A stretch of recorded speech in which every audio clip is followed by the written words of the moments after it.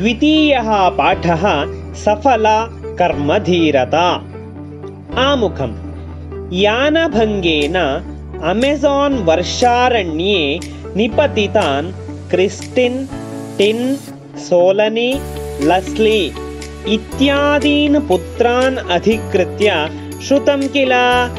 तेषां पुनः प्राप्त्यर्थं कृतं प्रयत्नमधिकृत्य आगतां दृश्यमाध्यमवार्तां श्रुत्वा गृहे जायमानं सम्भाषणं पठामः। वार्ताशकलम्। विश्वचरित्रे विशेषतया अङ्कनीयः वृत्तान्तः। समग्रस्य विश्वस्य श्वासकोशः इति विख्यातः अमेज़ान् भीतिजनकस्य अरण्यस्य मकुटोदाहरणम् अमेज़ान् वर्षारण्यं। 5 प्रयुत किलोमीटर् विस्तृतमेतत् महावनं। मनुजवंशस्य सुस्थितेः जीवतालम् अस्य हृदयान्तराले एव। पुत्री। ताता, तत्र अमेज़ान् वने किं प्रवृत्तं? पिता, एवं श्रूयते। मद्गलना ट्युटोटाय् तस्याः अपत्यानि च व्योमयानेन सेण्ट् जोस् जनपदं प्रति यात्राम् अकुर्वन्।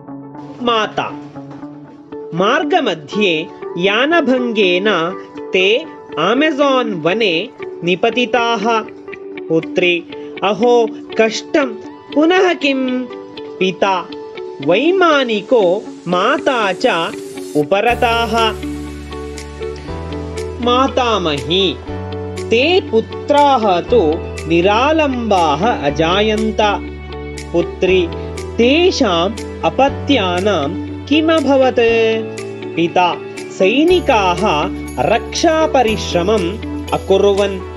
माता, तथापि प्रकृतिक्षोभेण प्रथमः रक्षापरिश्रमः व्यर्थो जातः। मातामही, पुनः नाविकसेनया कृते प्रयत्ने ते सर्वे सजीवाः इति अवगताः। पुत्री, तत् कथम् अवगतम्?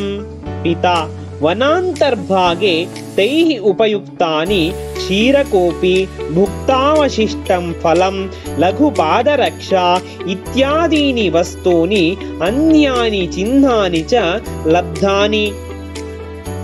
माता, तैः चिह्नैः तेषां पुनः प्राप्तिः सफला जाता।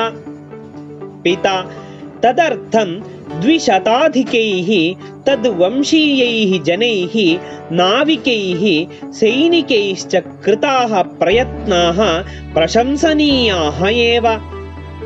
माता, तानि अपत्यानि अन्वेष्टुम् अग्रे गतः बेल्जियं शेपर्ड् इति घ्राणशक्त्या समर्थः सारमेयः अपि अविस्मरणीयः। मातामही, अन्ते सर्वेषां युगपत् प्रयत्नैः 40तमे दिने ते विजयिनो अभवन्निति रोमहर्षजनकमेव। पुत्री, तेषाम् अपत्यानां सहयोगमपि प्रशंसनीयम् अनुकरणीयं च।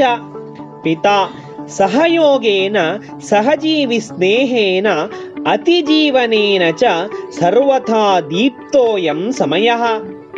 माता, सत्यमेव।